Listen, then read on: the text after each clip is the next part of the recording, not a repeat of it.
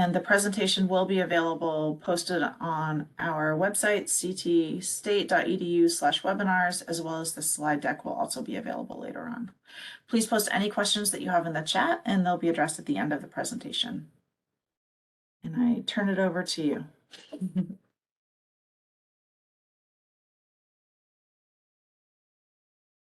Oh, Michelle, you're muted. This is We're having technical issues today. That was my fault.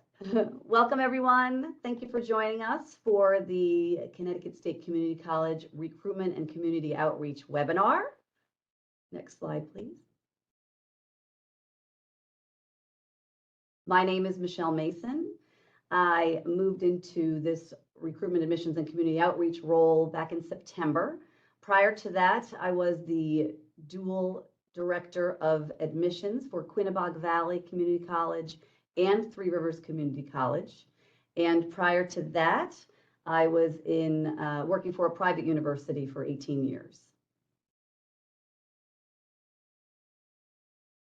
Good afternoon, everybody. My name is Blair Milo. I am really excited to have you joining us here this afternoon, so thank you for taking the time to be with us. Prior to working in this capacity, I have been fortunate enough to call Naugatuck Valley Community College my home for the past 11 years. Thanks, Blair. Thanks, Michelle. And I am Sarah Vincent. I am our third Director of Recruitment, Admissions, and Community Outreach. I spent the past almost 13 years at Manchester Community College, most previously in the role of Director of Enrollment Management. So thank you all for joining us this morning.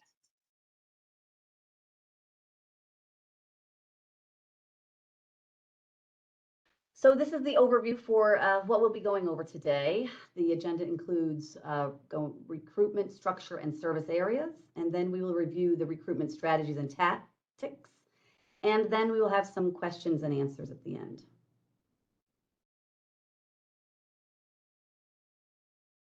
And I get to share the recruitment structure and service areas. So there's the three of us. Admissions as we know it is changing, right? We are now shifting to a more functional approach where we're breaking out those key areas of admissions processing and communications, transcript evaluations, selective admissions, international admissions, orientation and onboarding, and recruitment and outreach. And today we're focusing on recruitment and outreach. And you see how we have those three areas that we are managing.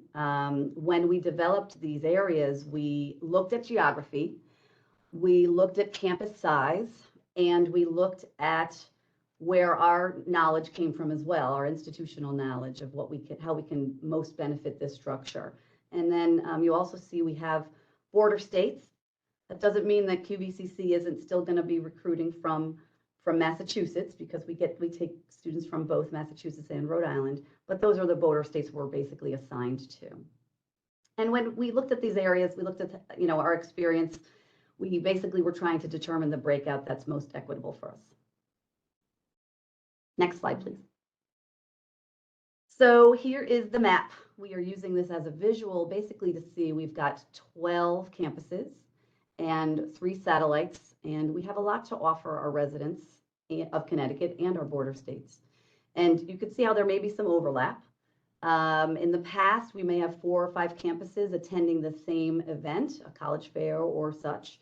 And now we're able to really focus our recruitment on attending more events, because if there's events that are simultaneous, we don't need to choose from them, and just being more impactful in our recruitment. And we're cross-trained. Sorry, I'm not entering. We're cross-training the teams, and with each other, with our own teams, we're cross-training our members of each team, and then we're crossing with each other's teams as well, so that they're armed with the knowledge to extend the reach of each campus. And we are working very collaboratively. With the three of us work almost daily. We're working very collaboratively to ensure we're not duplicating efforts, and also just being intentional in how we're recruiting. Next slide, please. So we are really fortunate to have this team of recruiters. They have been wonderful. they are with this transition. They've been, doing 2 jobs for now, and some of them, and really just still getting out into the field. And we're fortunate to have a diverse group, some who've been involved and engaged with their campus for many years, and some that are fairly new to recruiting, and some are alumni. So we're benefiting from all of their knowledge that they have, and they live and work in the communities, which, the key that they're living and working in the communities, and they know what's going on. And we're really taking advantage of that, right? We're capitalizing on the knowledge and leveraging that to strategically position them in all of our recruitment efforts. Next slide.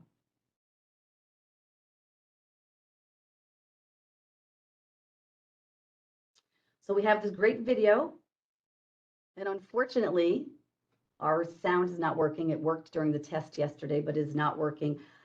Israel and Raven, we would love for you to go back and watch it, and hopefully the sound works for you. But they were basically sharing their own experience and why they enjoy working for community college, what they enjoy about being out and about, and tips for how they're recruiting well, and tips for students. And I really recommend you watch it if you can.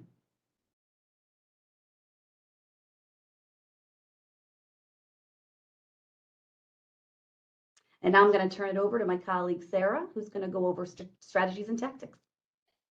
Thanks, Michelle. Let me pop my video on. Hi, everybody. So we're going to jump in a little further to talk a little bit about some of the strategies and tactics that we're going to be using as the recruitment team. So we thought it would pertinent, first and foremost, to start with some of our recruitment goals. Now, these are going to be a little different than what many of you are traditionally used to in terms of enrollment goals or anything of the sort.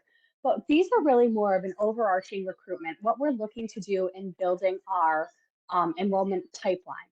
So first and foremost, it's important to us to increase the awareness of the affordability of the community colleges. We know that we've seen a big push with the introduction of PACT, but even more important is the overall affordability of the community colleges. One of the things that we often don't promote is that if a student is full Pell, if full Pell is available to them, then it actually pays for the cost of our community colleges. So there's a lot of opportunity there when really highlighting the affordability. Our second goal is really to look at and enhance our relationships with high school personnel in areas that are identified as crucial supports of the community colleges. And I'll talk about this in some of our additional slides in terms of data and really looking at our feeder high schools. But it's definitely a relationship that we want to make sure that we're enhancing and strengthening as we work through this process.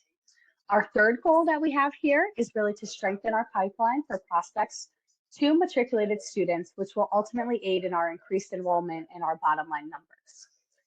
Fourth, we have our expansion or expanding our community presence with our external partners in the business and educational communities. This includes things like working very closely with our colleagues in workforce development and making sure that we have a strong pipeline for students that may be in non-credit programs that are interested in kind of stackable credentials and moving over to the credit side of the house, perhaps once they finish the non-credit credential. Last, but certainly not least, we want to look at improving our current statewide recruitment structure. And the way to do this is through training, professional development, and on and off campus engagement, not only with our recruitment teams, but our overall admissions teams, our enrollment teams, our advisors, and really looking at our structure as a whole instead of, the sum of its parts. So diving in a little further, we want to talk a little bit more about this training and development. With our recruitment structure, we do have new and veteran employees. And Michelle had mentioned this previously. Many of our employees are veterans of our institutions, have taken a class or two, they're alumni, and they live and work in the community. For myself, for example, I actually was part of the CCP program at Esnuntuck when I was in high school. I still have credits on my transcript from Esnuntuck. I live about 4.5 minutes from Esnuntuck's campus. I've also spent 13 years at Manchester, and many of our employees share the same story. So we are really relying on the strength of our employees to share their experiences and their knowledge with each other. And that leads us into this team building. We know that in the new structure, particularly with us as directors, we're overseeing multiple campuses. So we have to rely very strongly on our teams, and we need to make sure that they have all the tools that they need to be out recruiting, but also to be in the office, making sure that we're dotting our I's and crossing our T's. We also see an emphasis on cross-training. We want to make sure that the recruitment team, when they're out in the community or out at a high school, they can answer a multitude of questions, whether that's something coming from the non-credit side, whether it's a question about selective admissions or international admissions. We're building the toolkits to make sure that our recruitment teams can do that. You know, whether it's some of a specialized program at a specific campus, you know, I'll use Gateway's automotive program. We're making sure that all of our teams are aware of these unique programs and the campuses in which they live. And how are we doing that? Campus visits. Campus visits are important to us because it's important to make sure that we know all 12 of our college campuses. As we mentioned earlier, we're really approaching this as a team approach. The three of us that are presenting today have certainly spent time on numerous campuses throughout our time in these positions, and we're now starting to do the same with our recruitment teams, making sure that they can get exposed to different size campuses, you know, suburban, rural, all the different opportunities that our campuses have to offer. Last but certainly not least, we really want to focus on data-driven decision making. One of the things that we're currently doing with our teams is having data meetings, really talking about the data that we have and that's in front of us and what that means and how it informs our recruitment strategies and tactics. I told you we'd be spending a little bit more time on some of these items, and we wanted to dive a little deeper into what we mean by data-informed decision making. For those of you that might have attended our application session early in the year, you might have heard a little bit about CRM Recruit. CRM Recruit is our new application dashboard, but it really is our opportunity to have everything in one place. Not only are our applications there for our regular programs, but our selective admissions programs, our dual enrollment programs, and the beauty of having it there is we can generate some really nice reports on things like top feeder high schools for campuses or the system as a whole, looking at which majors are most popular. So we're really starting to dive into and look at what data that we currently have and then what data that we still need to make sure that we're getting and putting in the best plan that we possibly can and moving forward. So the next few slides are actually going to take us a little bit through some of the data. This slide here, I know it's a lot to look at, but this is actually a recruitment dashboard, a snapshot of our spring 2023 recruitment pool. So you can see here up along the top, we have a number of categories. We're looking at things like adult learners, traditional student population, male-female breakdown, ESL students first language not being English. And if you notice, we can start to hone in and look at some of the trends, right? So we see here that we had an increase in adult learners of about 15% this past semester. Same with our traditional students, we saw that an increase in overall enrollment. So these are the kinds of things that from a recruitment standpoint, we're looking at to make sure that we are doing our best. If we see a drop in adult learners, for example, then maybe we need to alter our strategy. What worked, what didn't? How can we make that and turn that back into a positive, right? The second layer, the second line here of data is really looking at credentials, looking at the breakdown of who's coming in for a certificate, who's coming in for an associate degree, how much of our population is non-degree, you know, non-matriculated. That means they can't access financial aid, they can't go above that 11.9 credit mark. So really looking at that data because that will help ultimately shape our strategies. Again, top 5 programs, looking at our most popular programs and our areas of study. And then the last line here is really looking at our CRM recruit funnel. So what we see here with the inverted pyramid a little bit is really our application pipeline. We have starts, and that's somebody that started an application, may or may not have submitted it. So you'll see that there's a difference between the start and submit number. Looks like we've, you know, about 2,600 applicants started but never followed through to completion. Then we have those students or prospective students that submitted their application. And then if they submitted their application and their supplemental items, they would move into admit. And then that bottom tier there is our enrolled student population. So as you can see, we have a pretty robust funnel and pipeline, and it's our job to make sure that we're helping students move from that start or inquiry standpoint from a prospective student to a submitted application, to a completed application, and then ultimately moving them into a matriculated student in that enrolled student funnel. So our next slide, in jumping around a little bit, we were just looking at spring, and now we're going to look at fall demographic trends. And these trends is a 6-year analysis, excuse me, and looking at the race ethnicity of incoming students only. I want to emphasize that because this isn't our total student body. This is just the incoming applicants for fall. So if we look at it, we can see some pretty interesting trends. We know with the global pandemic and our COVID years here, we saw our enrollment drop off quite a bit, right? You know, in fall 19, we had an applicant pool of just under 18,000. Fall 20, we dropped down to just under 15,000. We can see for fall 22, we're working our way back up, and we'll continue to track this as we go into our heavy recruitment for fall 2023. So this slide is one of my favorites because this really is the heart of recruitment and what we look at. So what this slide demonstrates is our top feeder high schools for new students only. And what that means is students graduating in the year. So for fall 22, this would be June 2022 graduates. For fall 23, this would be June 2023 graduates. So you can see here that on the left side with fall 22, we have a full set of our feeder schools. Really no surprises here based on location. Some of our major cities, Danbury, Hartford, New Britain, Waterbury. With fall 23, we're looking at this and we're monitoring this closely because we only have partial data for fall 2023 right now. We still have 5.5 months of our enrollment cycle to get us to the start of fall classes. So ultimately, this list could change a little bit for fall 2023. But as you can see, many of the schools are still very similar. Danbury, one of the top feeder schools, Norwich Free Academy, Manchester High School. So these are the things that we're looking at from the recruitment standpoint and saying, you know, if a CEO or somebody from a campus came to us and said, hey, we think our applications are down from XYZ high school, we now have the tools in place that we can go back and look at, okay, last year we had X number of X number of applicants, this year we have this number, maybe we need to adjust. Maybe something went wrong, maybe they have a smaller graduating class this year.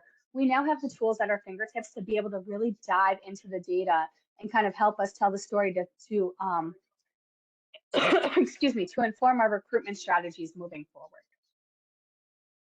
This slide is just a little fun slide we put in here so that we can start to talk about data and the aggregate. Prior to this year, as we're all familiar, prior to the July 1 launch of CT State, all of our majors were kind of campus specific. This year, fall 2023, is going to be the first year that our majors are not campus specific. And you can see here, this is just a breakdown of our top majors so far for fall 2023 applicants. You will notice that nursing and health careers has a huge portion of this pie chart. And that's mainly because they had a February 1st deadline for the selective admissions programs. So those students, their applications are in, those numbers won't change much. All of these other majors, we're going to continue to see those numbers change and shift as we get closer to our August start of the fall semester. And I am now going to turn it over to my colleague Blair, who's going to talk a little bit more about our populations and our audiences with you. Great. Thank you, Sarah. So first and foremost, it's really important for the context of this presentation for us to define the populations that we are talking about. So first up, when we're talking about our traditional age student, we're talking about the student who has just recently graduated from high school and is between the ages of 17 and 24. And then for our non-traditional age students, we are talking about the population that is anywhere between the ages of 25 and 61. Next slide, please.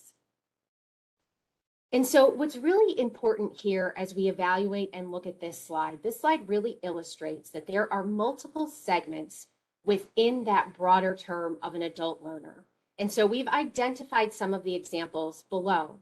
I shared before that when we're talking about that non-traditional student, they are aged between 25 and 61. And so within that, we work with employers to be able to offer opportunities to upscale their workforce. We work with our military and veterans. We're working with our returning students. And so within just returning students, we have students who have taken a break from our campuses for just a short duration of time, and those who have been removed from us for several years, who are perhaps coming back for a career change altogether, and essentially everything in between. And then we have our adult education graduates. And so as you can see, we know that each one of these groups within that broader term of adult learners has very specific needs. And so to that end, it is critical that we build intentional programming to address their concerns. So for example, we know for several of our students that flexibility is really an important component for them being able to move forward with their academic plans. And so with that in mind, building out information sessions that really speak to that. And so really taking a deeper dive for our audience as far as what that means, the term flexibility. So not just in when we're offering our classes, but how we're offering our classes and breaking down each of those instructional methods. Also sharing with them if there's opportunities for accelerated coursework. So if they have time constraints and they feel that the length of time to degree completion is just too long, given all of the different circumstances within their lives, to be able to showcase the fact that there are unique pathways to allow them to still move forward with those goals. To also be able to share with them and convey that there are a lot of support structures in place on each of our campuses to be able to support them throughout their entire journey. And then additionally, we know how valuable the peer-to-peer connection is. So really being very intentional in bringing our prospective students together with our current students, so that way they can engage in sharing experiences. And we know that that can have a profound impact and really be very meaningful to students. Oftentimes their message resonating in a different way than the message that we share out with the audience. Next slide, please. And so this slide here just showcases that we have a lot of different audiences that we are working with. And so within these groups, there are several stakeholders who are our partners in guiding our prospective students to CT State Community College. And therefore, it is critical that we are building brand awareness with each of these groups. So we're working with our students and their families, our counselors, and the staff within the high schools, obviously community partners, community-based organizations. We're also working with several of our programs that are housed here on our individual campuses. And again, this list is extensive and it continues to expand. But in doing so, we want to be able to enhance access and equity for the students that we serve. So for example, thinking about our traditional high school settings, oftentimes we automatically assume that our students have very strong relationships within the guidance counseling offices. But for any of us who've actually worked within the high schools and have been there on a day-to-day basis, we know that our students are actually building relationships with a lot of the additional faculty and staff whose offices are not in the guidance counseling office. And some of these key people may include teachers, athletic coaches, behavioral technicians, school resource officers, college and career counselors, and several others. So again, our high schools are filled with a lot of people who are working with our students. And so these relationships have a profound impact and influence on our students as they survey their post-secondary options. Therefore, we need to ensure that these people are accurately knowledgeable regarding our current academic programs, the myriad of ways that we are supporting our students, and what makes each of our campuses unique. Equally important to this is we want to engage our parents or guardians of our students. We know that they play a pivotal role in their students' success. And this is not exclusively at the onset of their college journey, but throughout the duration of that. So again, building out programming that really speaks to that and is designed to be able to help support the families of our students. Next slide, please. So this slide is designed to be able to showcase the variety of ways, the how are we going to do this work? And so the CT State Community College recruitment model has afforded us the opportunity to build impactful relationships, and foster a sense of belonging for our students. Research has shown us that this is vital to their success. And so we're able to accomplish this by employing each of these strategies. And so looking at the first one, which talks about high touch recruitment and follow-up. So really what's different here is the actual frequency by which we're engaging with students. So again, this is going to be significantly enhanced given our new model and our new structure. And then we're there to be able to guide our students from start to finish. So first up with the application. If our students are having difficulty navigating that, getting through that, we spoke about the variety of different populations and target audiences that we're working with. And so knowing that for some of them, the actual completion of the application at times can present challenges. So we're there to be able to support that.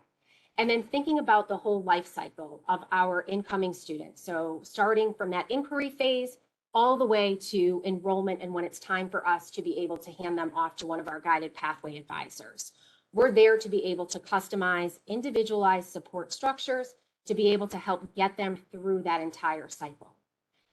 Next up is really looking at some of that content specific programming. I shared an example as far as what we would be doing for, someone within that adult learner population, thinking about our traditional student population, building out programming that speaks to first generation students, for example. We know that there are unique needs that come along with being the first in your family to go to college. So again, building out intentional programming that speaks to that identifies support mechanisms, and also gets some of those students connected with our current student body who is in a same or similar set of circumstances. And then really thinking about our dual enrollment programs. We're so fortunate to have so many students who are taking classes on our campuses through the early college credit opportunities. So really taking advantage to first and foremost celebrate those students, but then to take it one step further and to really showcase for them why getting started at the CT State Community College makes the right sense. So again, building out very intentional programming that enhances and showcases that. And then lastly, we're really fortunate to have the CRM platform because it has targeted automated communication plans that are customized. And so these are designed to work in complement with the communications that our prospective students are receiving from our recruitment team. And again, it just enhances that overall communication that our students are receiving, enlightening them to what's next, making them aware of events that we're having on our campuses, and then also still providing them that one-on-one support to be able to get them through whatever the challenge might be based on their personal set of circumstances. Next slide, please. And so really this all takes place through a very robust engagement and onboarding. So again, we really want to create connections early that are authentic, that are meaningful. We're doing this through in-person engagements, virtual engagements, getting connected in large events, smaller events, et cetera. And so in being able to do this, we really want to, again, foster and cultivate that sense of belonging at CT State Community College. This is accomplished by us as a recruitment team being more accessible. And so that happens across the board within the communities that we're serving. We're going to be more embedded within our high schools. We are going to be building and enhancing the relationships that we have with the different local businesses within our communities, and then also really partnering with our community-based organizations and being able to be supportive of events that they're having, inviting them to come to our campus, bringing more visibility to our campuses. So that way we have, some resources that go back out into the community and can share all that's happening on our campuses. Next slide, please. And then so this here outlines a lot of the different activities that are taking place on our campuses, as well as off of our campuses. And so you see the usual suspects here. These are a lot of the events that each one of us have been engaging in as 12 independent community colleges. And so these will not be going away. Instead, we have spent a lot of time looking at past recruitment and outreach activities to be able to inform and aid in the new structure as we get ready to launch as CT State Community College. And so with that in mind, we're taking best practices to enhance our efforts, again, to ensure that we are providing access and accessibility for all of our prospective students, as well as the communities that we serve. In doing so, we will continue to be self-reflective and utilize data to evaluate what is working, what needs to be modified based on participation, utilizing surveys, and then looking at yield rates. At this time, I am going to actually turn this portion of the presentation over to Charlene from our marketing department. It goes without saying that marketing plays a very important role in our recruitment and outreach activities. So we are excited to be able to work in collaboration with marketing. Thanks, Blair. Hi, everybody. I'm Charlene Tappan, and I'm joined today by Megan Cassiopo. Megan and I are the marketing team co-leads for all things enrollment management. We have been in those roles since July 1. I am housed at Manchester and have been here for a ridiculous amount of time. And Megan is housed at Housatonic, but we are both part of the CT State marketing team, which right now comprises 20 individuals who are spread among 10 campuses. In case you're curious, the 2 campuses that don't have people are through attrition, but the other 10 are physically have somebody who has been part of a marketing department before and is now serving with CT State. So we are here for this presentation to talk a little bit about what we're doing just in support of enrollment management, not necessarily the whole marketing picture. So we wanted to start by talking just a little bit about what we've done so far. Like I said, we've been in place since July 1, so we've been working with enrollment management in the 8 months. And the first thing we did was really sort of strengthen our partnerships.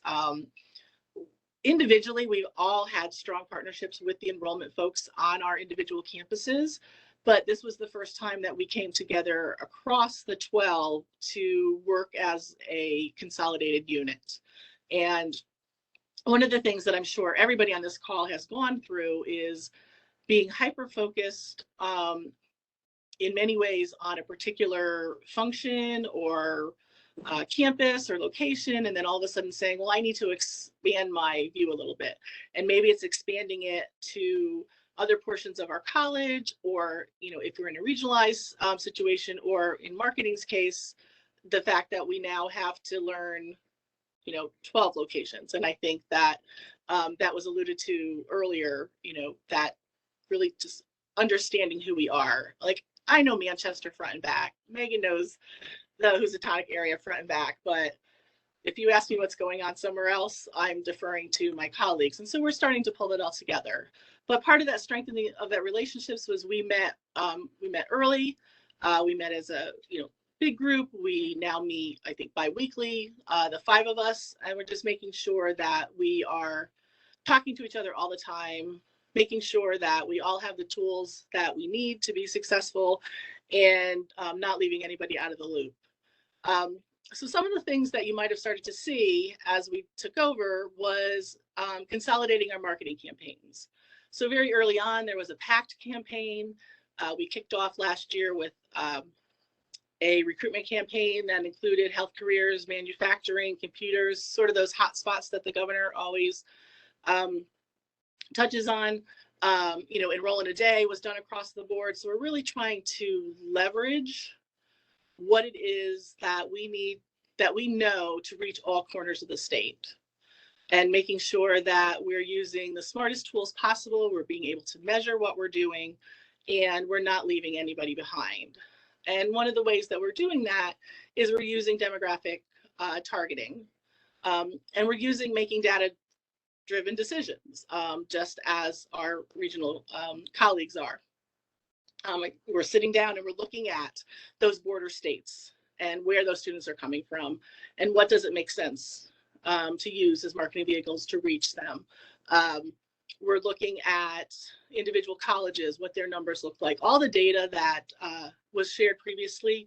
We're looking at as well to make sure that the marketing components that we're putting together are supporting the work of our recruitment and outreach team. It doesn't make sense for marketing to sort of sit and create stuff if it's not what the regionals need and what their teams need in order to be effective.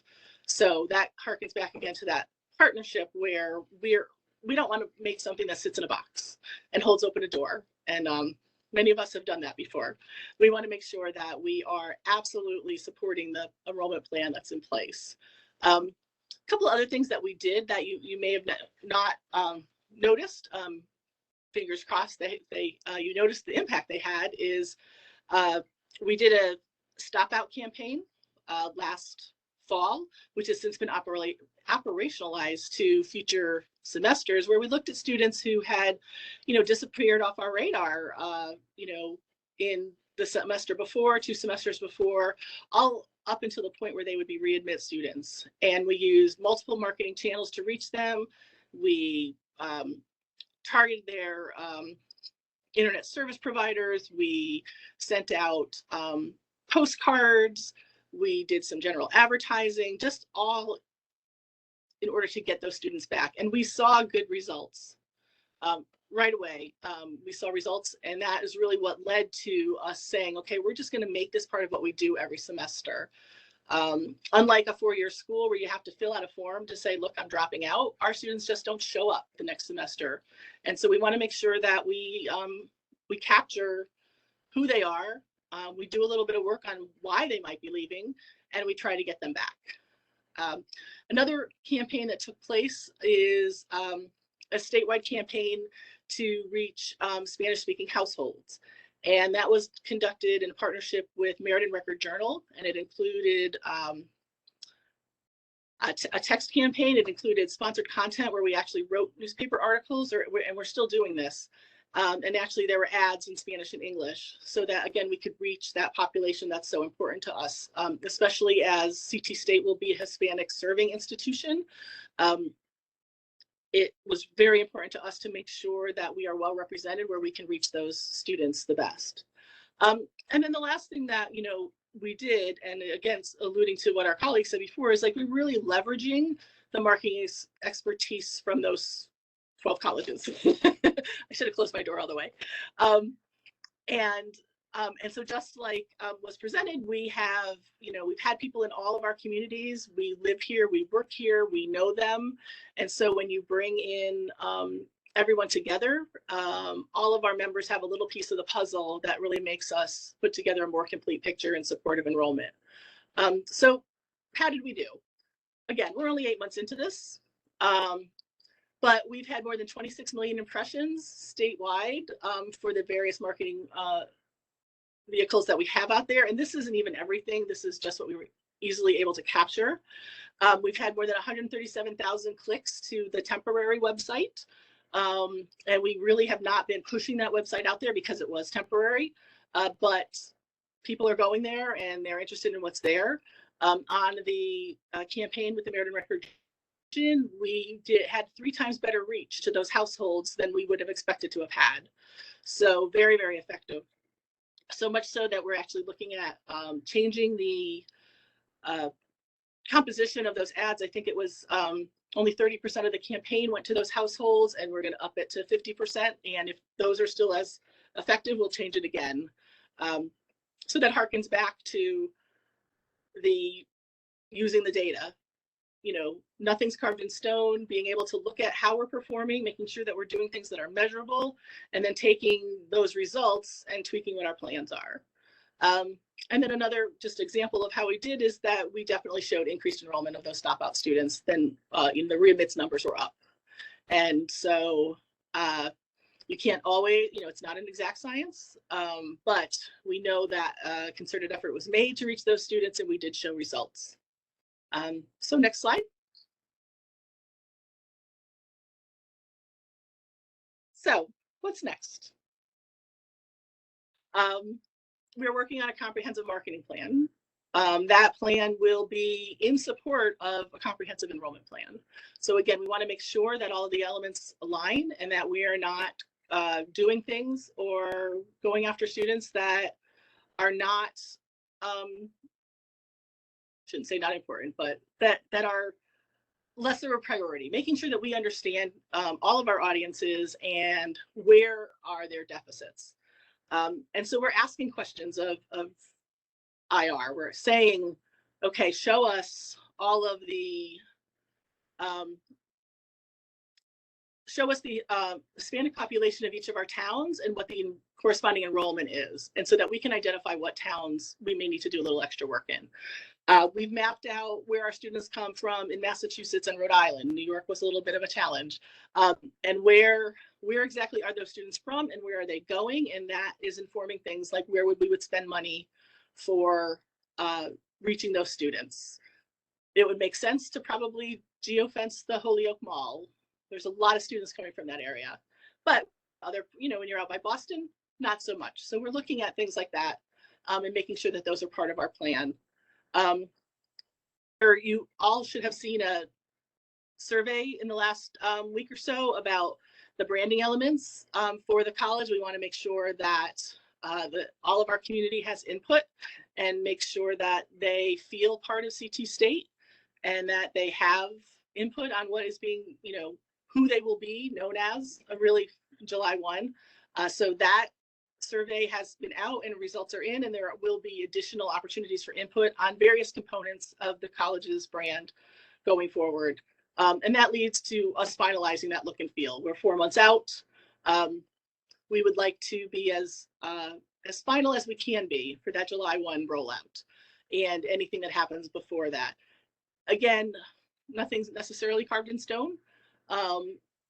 But there are things that we can tweak and improve. And certainly when we are fully rolled out, there will be things that people will see. There'll be opinions about things, and we will be open to hearing those opinions and making sure that as we work together as CT State in a formal manner, that we have ways to really identify who we are and make sure, again, that people feel comfortable and feel part of this. We have started to expand our outreach to more out-of-state students, especially for those colleges that are border colleges and have out-of-state tuition agreements. And that harkens back to me saying us mapping out where all those students are from. And we also want to make sure that visiting students understand that they are always welcome here and that we will help them through the process. Even just identifying them as visiting students, it was not a term that was common across all 12 colleges. And so we're just starting to operationalize that again to make sure that we use the same language, we have a common lexicon, and that we know that there's always a space for anybody who wants to come here. Another piece that has to happen, some of you may not be aware of this, but marketing hasn't formalized its structure or roles yet. So we are all in the process of doing that as a team. As I mentioned, there's 20 of us. So we are hoping that that is done by July 1 and that we will have formal roles and be able to work more on our processes and procedures and being able to do the things that we can't really do when we're a flat organization. Since I said we were only together since July 1, that's about a year behind some of the other areas like enrollment. So we were going through a little bit of the growing pains that other people went through a year ago. But we're working them all out. And like I said, we've got our fingers crossed that by July 1, we will have a better sense of how we're structured. One of the things that we're working with right now with the regionals is just adding to the recruitment and outreach toolkit. We have been working closely with selective admissions on fact sheets for all their programs. We're working on a list of things that we've been asked for the recruitment team, and we're pulling that all together. Part of that is tied in with the branding elements, making sure that we're able to implement some of those with these pieces for those that need to have a shelf life, like a view book. Others we're producing on demand. And so somebody may have an event, we produce something for them, and then we have an opportunity to evaluate, does that go into the toolkit? Or is it something that was just a one-off? I will give you an example of that. Stone Academy, when they had their career fair last week, we produced 4 single pagers fairly rapidly that could be used to those students into our health careers, both credit and non-credit. And we've already heard from people that they're interested in using those on their campuses and with their events and with the work they're doing. So we've got, a healthy mix of planning that's taking place about, what's the big picture, what do we really need, and being able to respond to ad hoc requests and make those part of what we do. We want to expand the brand awareness. And when I say that, just who is CT State? We've heard from many of you that people don't know what CT State is. We've been working for the last, 8 months to incorporate that message about who we will become and what it means to the state of Connecticut and all of our prospective students. There's a budget issue. So as budget allows, we are looking at what makes sense for us to do. Is there going to be a t-shirt for every, household in Connecticut that says CT State? No, that's not going to happen. But there are other things that we can do. And we have the expertise to be able to evaluate what makes sense and what we need to do now, what we need to do at July 1, and what we need to do in our first few years in existence. It will take a few years for people to really understand what the beauty of a community college is with the turnover of our students every 2 years. I know that's not true, but there's enough turnover that people, I think, will more quickly understand who we are than, say, if a new four-year school came in. And then the last piece I just want to share with everybody, because it really is enrollment forward, is the launch of the CT State website. This is the permanent site. The launch is March 20th. It's really more of a soft launch in so much as we're phasing the content. So the enrollment forward pieces, the program finder, how to apply for financial aid, all of those, our workforce programs, all of those will be available for the March 20 launch. There will be a second launch prior to July 1 that will then incorporate more of the other items on our current websites that we need for our continuing students and new students for the start of the new college. Some of you may have heard that the existing sites are going away July 1. That's not necessarily happening. They will be around for a little while. Eventually, there will probably be a banner on everyone that says the content on this site is no longer being maintained. Please go to ctstate.edu. But in the short term, for example, for this March 20th date, the new site will link back to the existing sites. That's where very much, our current information is. And that will start to evolve and change over the next 6 months or so. Too much information, but it goes into when does the contract end and things like that. So that's probably longer than I should have been, an overview of really where we stand in what the support work that we're doing for recruitment and outreach. And I'm going to turn it back over to the regionals.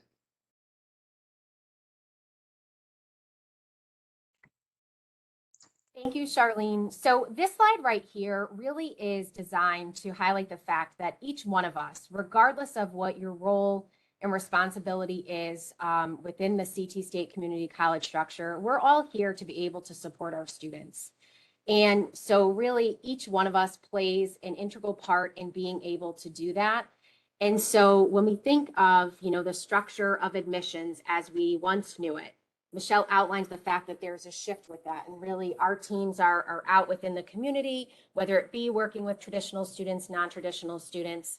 So with that, it's going to be even more imperative that all of the various groups on our campuses are able to work together when we're supporting our students. So for events, for open houses, to really be able to capitalize on what each one of us brings to the table as we do support students, to be able to move them forward in the process, to know that selecting CT State Community College is in fact the right fit for them.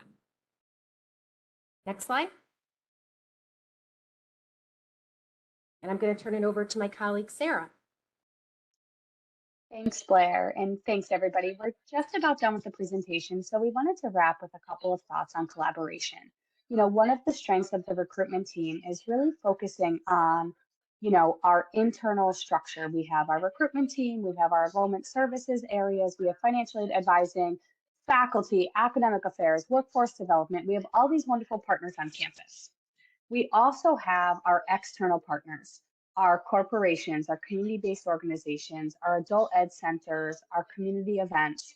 And it's really recruitment's job to bring these two worlds together and make sure that we're doing everything we can to not only meet our prospective students where they are, but to help build that brand awareness for CT State and our 12 wonderful campuses. So that's really where we see recruitment come in, is really bringing both of these worlds together to make sure that our students not only know what we offer, but once they get to our door, we are making sure that they have everything that they need.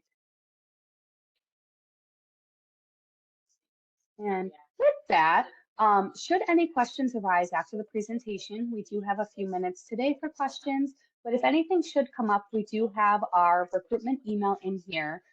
Very similar to how most of our campuses have a general info email, we do have one created for admissions and recruitment specifically. And then to wrap it up, I will open it up for questions. All right. So there actually haven't been any questions. There was a comment that I'll share with you guys afterwards, but there haven't been any questions posted in the chat. So I'll give everyone one more minute to see if there's anything they want to ask, and then I think we can wrap it up. I would like to remind everybody that the webinar will be posted on ctstate.edu/webinar, and the slide deck will also be available. And at that point, you can also go through and click and watch that video that we couldn't get the audio to work on. So apologies for that. I'm not quite sure what happened, but you will be able to watch it tomorrow. It should be up. And we'll do one last call for questions. And I wanted to thank all of you for a wonderful presentation that was obviously very well detailed, since no one has anything to ask about it. So, all right, I'm not seeing anything. So thank you all, and have a wonderful afternoon. Thanks, everybody. Thank you. Thank you.